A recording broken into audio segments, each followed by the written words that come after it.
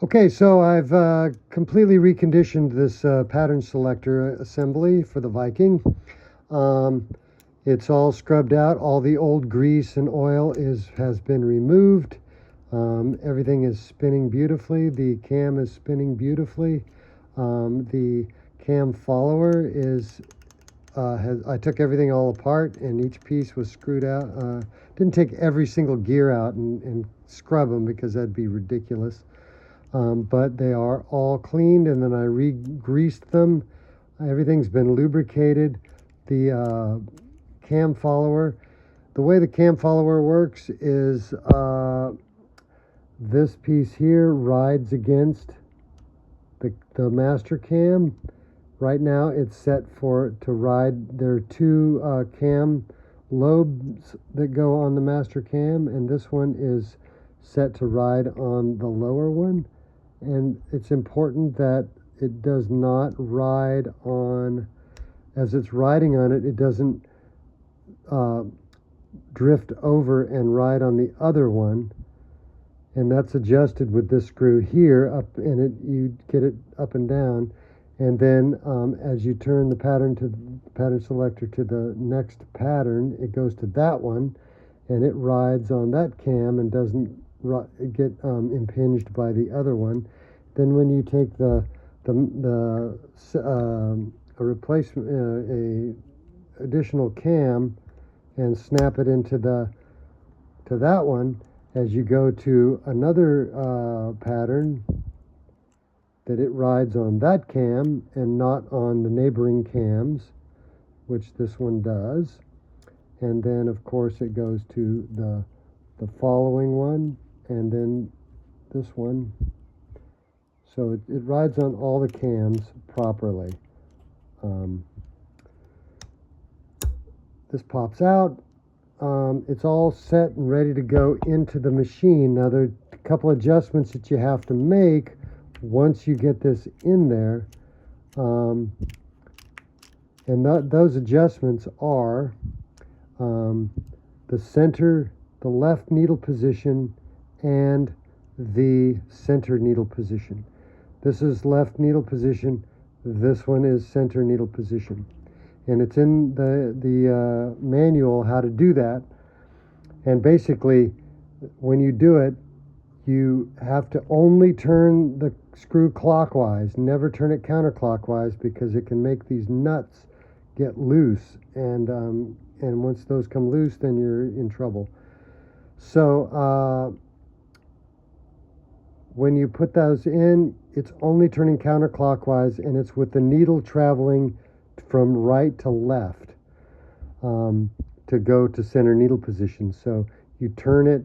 If you go past it, you have to go all the way, and the needle will go back. And then you want to go from right to left and get the center. First, start with left position. You put the machine in straight stitch left needle position, and you put it in straight stitch left needle position. You turn the zigzag onto the maximum, and then you make sure that the needle is going zigzagging in the center of the plate, and that it's at the maximum.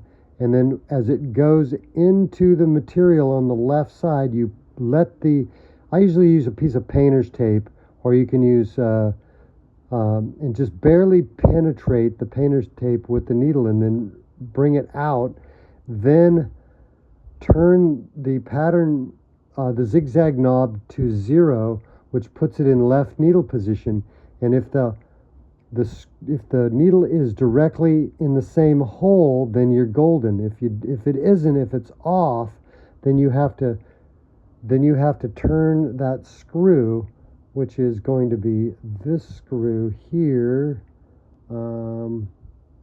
Let's see, it's going to be in that way, yeah.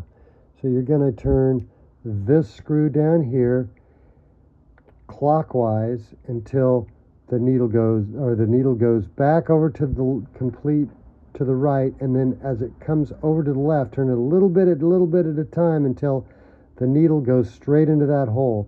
Then turn it to zigzag and make sure that it does the zigzag. go to straight stitch, and it should still go in that same hole. If it does it great there, then you move on to turn the pattern selector to center needle position, and you do the same thing.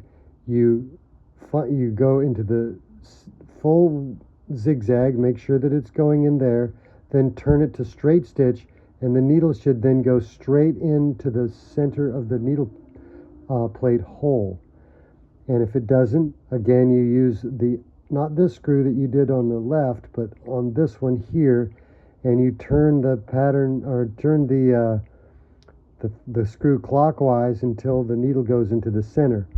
Now, I've learned personally that I don't actually use the center of the hole, because people sew with their sewing machine, and they use the foot to give them the direct center. And so the foot has, of course, comes together. The foot comes together like this, and there's a slot in the middle. So I put the A foot on and make sure the A foot is oriented correctly, that it's straight and it's not crooked, and then use this screw to adjust it to the center of the slot in the foot, so that the person sewing can get the perfect line on the center with the foot. And then you can check it. And so the only other thing that you might have to make adjustments on is the release of the cam. That's in the book too. I won't go over that here, but basically when this is pushed together and you turn the pattern, you see how this pattern cam follower, I'm holding it, it opens like this to allow the free movement of the cam, and then you can remove the secondary cam, and it doesn't get hung up there. If that is not lifting properly, then it may not release it, and you have to adjust that. And you can do that, I believe that's done with this screw right here. It's also an eccentric. You may have to adjust that. And again, only turn it clockwise, because it is spring-loaded. I'm not so sure that it's really all that necessary with this particular one, but it's not, because it's got a C-clip on it. So you can turn this clockwise or counterclockwise. It doesn't really matter. Let's see, any other adjustments that you might have to make? I don't think so. Reverse cycling. If you have to change the reverse cycling on this, it is not done on this cam. It's done on another part of the machine. So this pattern selector mechanism has been reconditioned. It's got a brand new